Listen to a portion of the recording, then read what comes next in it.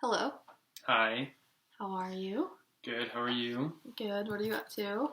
I'm just driving home from work. Nice. Do you remember what today is? Wednesday? Really? I don't know. What is it? Today's our anniversary. We've been married for 1 year. How did you not remember that? Oh, yes. Sorry. I forgot. It's been a long day.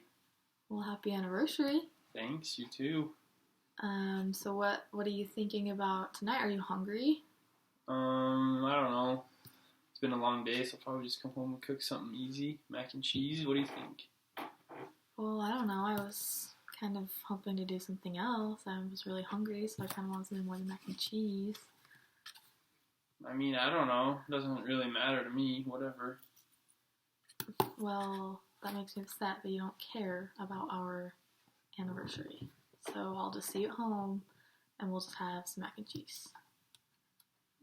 Okay, whatever. I mean, sorry. Okay, bye. Bye.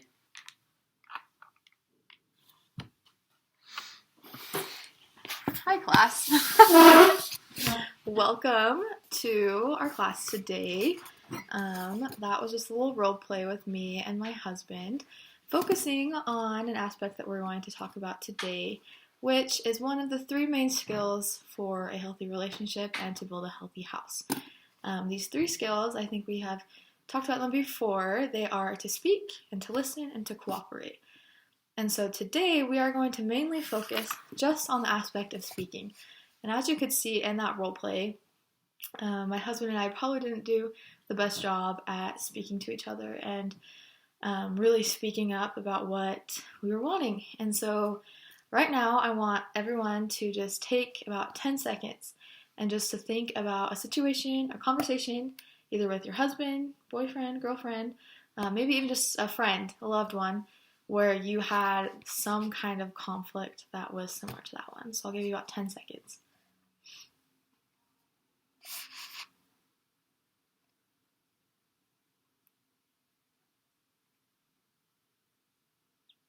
Okay, so now throughout this lesson, I kind of want you just to keep that situation in your mind. Kind of remember how you reacted, how the person you're talking to reacted, and think of it throughout this lesson in a way that you would be able to apply these topics directly to your own life, because it can be applicable not only to families and homes, but also to just relationships in general with friends and family. So it's important just to understand the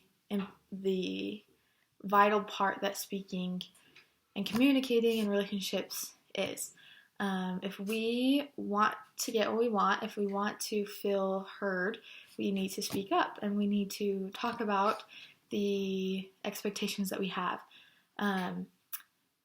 If we realistically expect our needs and wants to be met, we must develop skills to do this. We must develop skills to be able to speak, because if not, nobody's going to really understand or know what we are needing.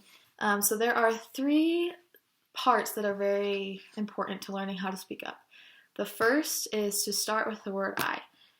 When you're speaking up and you're wanting to get a message conveyed, you always want to include the word I. A lot of people have a hard time with this because they feel like they are being selfish by using the word I, but it's actually very important when communicating, because you are acknowledging that you are also important, that the relationship may be important, but your needs and expectations are also very important as well. You always want to include that because people can't read your minds. I know sometimes I expect my loved ones to read my mind, but they can't. So that's why you need to always include that word I. I kind of have just an example. The other day I was having a hard day and I had told my husband about that, and I kind of expected coming home for him to have done something, get some flowers or something for me, and he didn't, and then I ended up being grumpy with him the whole rest of the night because I didn't really convey to him that I was wanting him to do something to cheer me up that night. And so because I didn't include that, it didn't happen, and so I was upset, but I didn't really have a reason to, because I didn't really convey that need to my husband. The second part that's very important to speaking up is saying what you want. Not only by saying I, but you always need to include I want or I need. This makes it a lot more straightforward which is important when communicating that you want or you need something. And it's also important to state what you do want and not what you don't want. We've learned recently in other lessons that what you focus on is what grows. And so if you're focusing on things that you don't want, that kind of hate and tension is just going to grow. But if you're focusing on things that you do want, those aspects and those needs and expectations will potentially grow if you express that. It actually, in the long run, is actually very opposite than being selfish to express that you want something or you need something. It's not only benefiting yourself, but it's making a healthy relationship and a healthy home.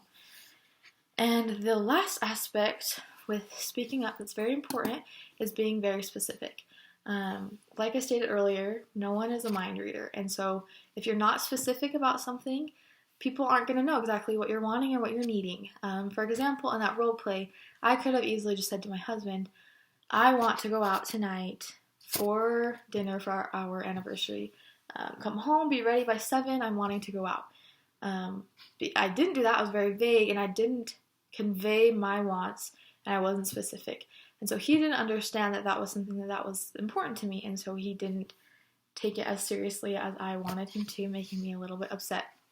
And so if you are very specific, you make a plan, you say that you want something, it is conveying the message directly to the person that you're wanting to hear it.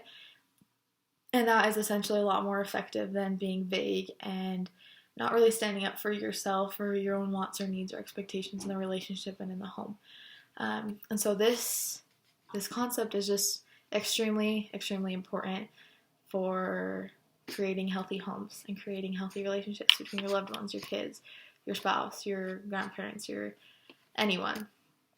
So I want to invite all of you guys to think about this concept and to think of something that maybe has been bugging you with a certain person, or maybe has been rubbing you wrong, and you need to go up to this person, and maybe you can get a friend or someone else and practice with them first and tell them what you want or what you need, and have the person be attentive and listen to notice the I would like, these type of sentences, so that you can practice that, so that you're ready to maybe confront the person that you have this problem with. And it will be so much more effective if you practice this and if you really apply these 3 concepts, starting with the word I, saying what you want and being specific.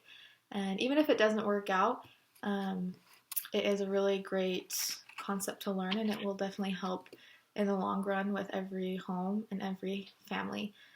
So just kind of to sum up, speaking up is honestly a great gift that we can give to ourselves if we will just do it. It will be super effective, it will help the other person, it'll help yourself, and it will also help the relationship. So not only are we paying attention to our own needs and taking care of ourselves, but we're paying attention to our relationships and what our relationships need. So this is something that's very important, and we will focus on listen and cooperate in another lesson.